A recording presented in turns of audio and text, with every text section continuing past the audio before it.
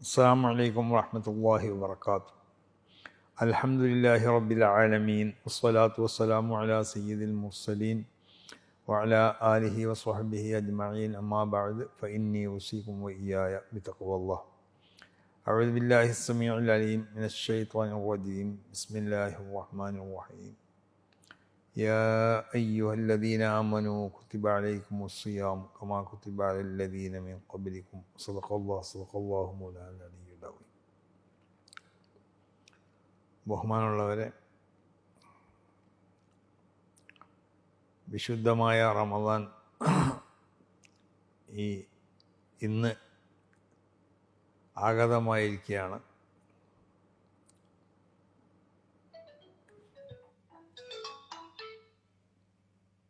വിശുദ്ധ റമദാനെ വരവേൽക്കാൻ വേണ്ടി ലോകത്തുള്ള എല്ലാ മോമിനീങ്ങളും വളരെയധികം സന്തോഷത്തോടെ വളരെ ആദരവോടുകൂടി തയ്യാറെടുത്തു നിന്ന് ഇന്ന് അതിനെ സ്വാഗതം ചെയ്തിരിക്കുകയാണ്. നമുക്കറിയാം, അല്ലാഹു സുബ്ഹാനഹു വ തആല മനുഷ്യവർഗത്തിനോട് നല്ല ലോകത്തുള്ള എല്ലാ വസ്തുക്കളോടും കൃപയും കാരുണ്യമൊക്കെ കാണിക്കുന്നവനാണ്. അള്ളാഹുവിൻ്റെ വിശുദ്ധമാവുന്ന അസ്മാക്കളെ കൂട്ടത്തിൽപ്പെട്ട ഇസ്മുകൾ തന്നെ കാരുണ്യത്തിൻ്റെ മേലിലും കൃപയുടെ മേലിലൊക്കെ വിളിച്ചോതുന്നതാണെന്ന് നമുക്കറിയാം. പ്രത്യേകിച്ച് മുഅ്മിനീങ്ങളാവുന്ന നമ്മളോട് അവരുടെ നന്മയുടെ റെക്കോർഡുകൾ വർദ്ധിപ്പിക്കപ്പെടുന്ന നിലക്കുള്ള പ്രവർത്തനങ്ങൾ മുഅ്മിനീങ്ങളിൽ നിന്ന് ഉണ്ടാവാൻ ആവശ്യമാവുന്ന പല സംവിധാനങ്ങളും അല്ലാഹു ഒരുക്കിയിട്ടുണ്ട്. ആ സംവിധാനങ്ങൾ നമ്മൾ ഉപയോഗപ്പെടുത്തുമ്പോൾ അല്ലാഹു സുബ്ഹാനഹു വ തആല വളരെയധികം സന്തോഷിക്കുകയും ആ സംവിധാനങ്ങളുടെ ക്വാളിറ്റി അനുസരിച്ച് അതിന് സവാബ് നൽകപ്പെടുകയും ചെയ്യുന്നു. ഉദാഹരണമായി, ആഴ്ചയിലൊരു ദിവസം അഥവാ വെള്ളിയാഴ്ച ദിവസം ഒരു പുണ്യമായ ദിവസമായി പ്രഖ്യാപിക്കപ്പെട്ടു. പുണ്യമായ ദിവസമായി പ്രഖ്യാപിക്കപ്പെട്ടു എന്ന് മാത്രമല്ല, ആ ദിവസത്തിൽ പ്രത്യേകമാവുന്ന പല ഓഫറുകളും അല്ലാഹു നൽകി. പ്രത്യേകിച്ച് ആ ദിവസത്തിലൊരു പ്രത്യേക സമയമുണ്ട്. ആ സമയത്ത് അല്ലാഹു സുബ്ഹാനഹു വ തആലയോട് ദുആ ചെയ്യുക, കാര്യങ്ങൾ ആവശ്യപ്പെട്ടാലൊക്കെ അത് സ്വീകരിക്കപ്പെടും, അത് തട്ടപ്പെടുന്നതല്ല എന്നൊക്കെ അള്ളാഹുവിൻ്റെ റസൂൽ നമുക്ക് പഠിപ്പിച്ചു. പക്ഷേ ആ സമയം എപ്പോഴാണെന്നുള്ളത് വെളിപ്പെടുത്തപ്പെട്ടില്ല. കാരണം എന്താണെന്ന് ചോദിച്ചാൽ, ഞാൻ ആദ്യം പറഞ്ഞത് തന്നെ, നമ്മുടെ നന്മകളുടെ റെക്കോർഡുകൾ, അതിലൊരുപാട് നന്മകൾ രജിസ്റ്റർ ചെയ്യപ്പെടണം. അപ്പോൾ നമ്മൾക്ക് ആ സമയം ഏതാണെന്ന് നിർണയിക്കപ്പെടാത്തതുകൊണ്ട് ആ ദിവസത്തെ മുഴുവനും ഇബാദത്തുകളെ കൊണ്ട് ധന്യമാക്കുക. അപ്പോൾ ആ സമയത്തിൽപ്പെട്ട സമയത്തിനോട് നമ്മളെ ഇബാദത്തുകൾ ഒത്തുവരികയും ചെയ്യും. ആ നിലക്ക് ആഴ്ചയിലൊരിക്കൽ ഈ ദിവസത്തിനെ പുണ്യമായ ദിവസമാക്കി അള്ളാഹു തീരുമാനിക്കുകയും ഒരു പ്രത്യേക സമയം ഉണ്ട്, ആ സമയത്തിൻ്റെ പ്രാധാന്യത്തെ പറ്റിയൊക്കെ അറിയിക്കുകയും ചെയ്തു. ഇതുകൊണ്ട് ഇന്ന് പഴമക്കാരാവുന്ന നമ്മുടെ മുൻഗാമികളാവുന്ന ആളുകൾ വ്യാഴാഴ്ച മുതൽ തന്നെ തയ്യാറെടുക്കുകയാണ് വെള്ളിയാഴ്ചക്ക് വേണ്ടി. അങ്ങനെ വെള്ളിയാഴ്ച സൂര്യ ഉദിച്ചോടെ മുതൽ അസ്തമിക്കുന്നത് വരെയുള്ള സമയങ്ങൾ ദുആയിലും മറ്റു ഇബാദത്തുകളിലൊക്കെ ആയിട്ട് വ്യാപൃതരായിക്കൊണ്ട് അവർ ആ പുണ്യമായ സമയത്തിന് പ്രത്യേകം ലഭ്യമാകാൻ ആവശ്യമാവുന്ന ശ്രമങ്ങൾ അവർ നടത്തി. എന്നതുപോലെ തന്നെ വിശുദ്ധ റമളാനിനെ അല്ലാഹു സുബ്ഹാനഹു വ തആല ശറഈ ചെയ്തു.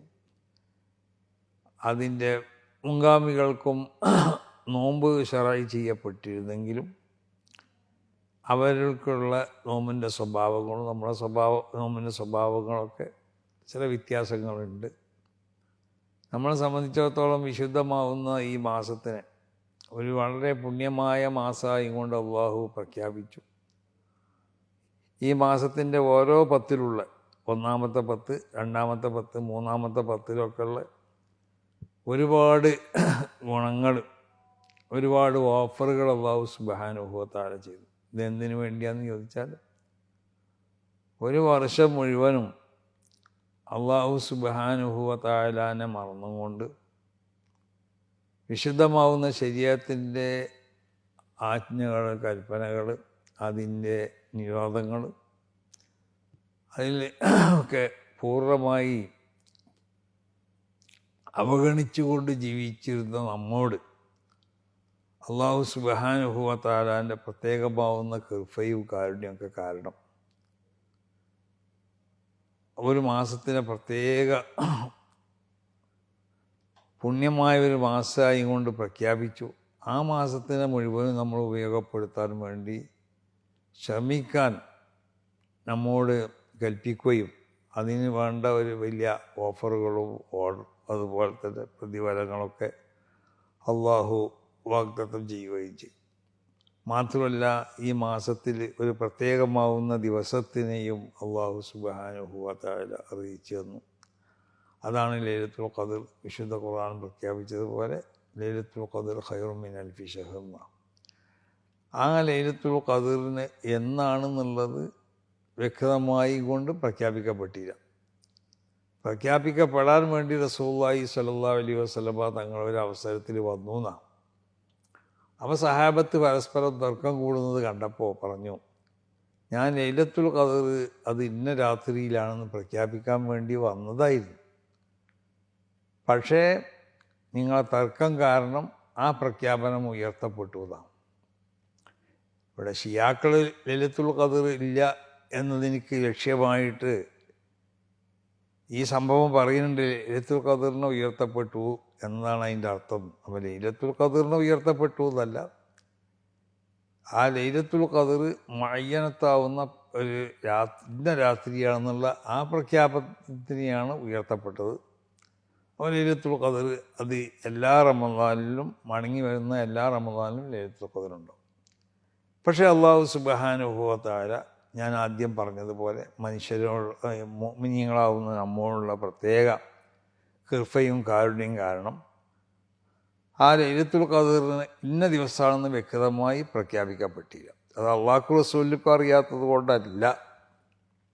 എന്തുകൊണ്ട് പ്രഖ്യാപിക്കപ്പെട്ടില്ല എന്ന് ചോദിച്ചാൽ അത് റമളാൻ്റെ എല്ലാ രാത്രികളും പകലുകളൊക്കെ ഇബാദത്ത് കൊണ്ട് ധന്യമാക്കുന്നത് പോലെ തന്നെ റമളാൻ്റെ അവസാനത്തെ പത്തിലുള്ള ഒറ്റയായ എല്ലാ രാത്രികളും നമ്മൾ ഇബാദത്തുകളെ കൊണ്ട് ധന്യമാക്കണം.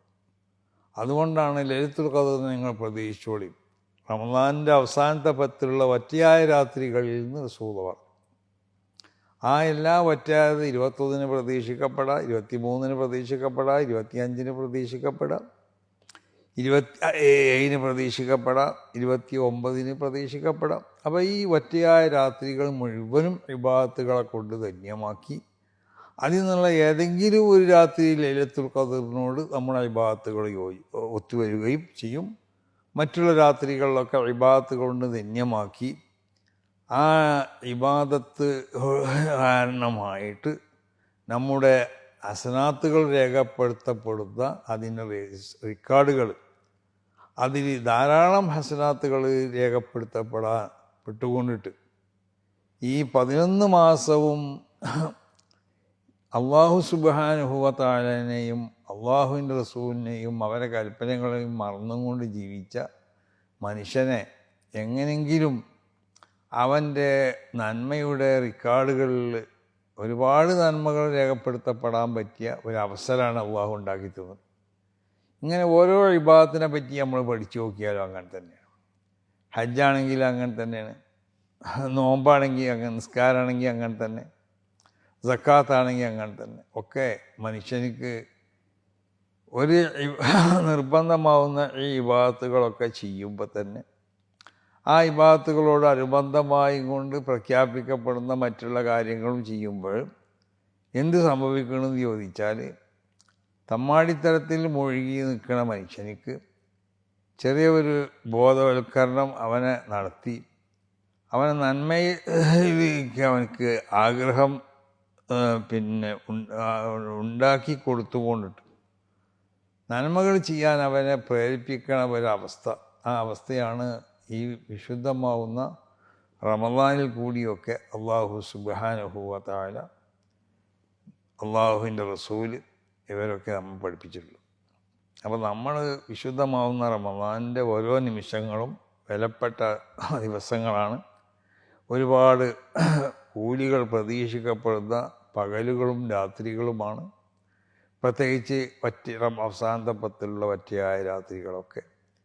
ഇതിനെല്ലാം ഉപയോഗപ്പെടുത്തി വിശുദ്ധ ഖുർആൻ പാരായണം കൊണ്ടും മറ്റുള്ള അദ്കാറുകളെ കൊണ്ടും സക്കാത്ത്, സദഖ പോലത്തതായ നിർബന്ധവും നിർബന്ധമല്ലാത്ത ദാനങ്ങളെ കൊണ്ടിട്ടും തുടങ്ങി ഒരുപാട് ഇബാദത്തുകളെ വർദ്ധിപ്പിച്ച് ഹൃദയത്തിനെ ശുദ്ധീകരിച്ച് ആ ഹൃദയത്തിൽ നിന്ന് മോശമാവുന്ന സർവ്വ സ്വഭാവങ്ങളെയും ദൂരീകരിച്ച് മഹ്മൂദത്താവുന്ന സ്വഭാവങ്ങളെ ഹൃദയത്തിൽ പ്രതിഷ്ഠിച്ച് വിശുദ്ധമാവുന്ന ഈമാനിനെ, ആ ഹൃദയത്തിൽ ഈമാനിന് വളരാൻ പറ്റിയതായ അവസ്ഥ ഉണ്ടാക്കി കൊടുത്ത് പിന്നീട് ആ ഈമാനിൽ നിന്ന് ഉൽപ്പാദിപ്പിക്കപ്പെടണം നമ്മുടെ എല്ലാ നന്മ. നമ്മൾ നോമ്പിനെ ഈമാനിൽ നിന്ന് ഉൽപ്പാദിപ്പിക്കപ്പെടണം, നമ്മുടെ ഹജ്ജ് ഈമാനിൽ നിന്ന് ഉൽപ്പാദിപ്പിക്കപ്പെടണം, നമ്മുടെ സക്കാത്ത് ഈമാനിൽ നിന്ന് ഉൽപ്പാദിപ്പിക്കപ്പെടണം.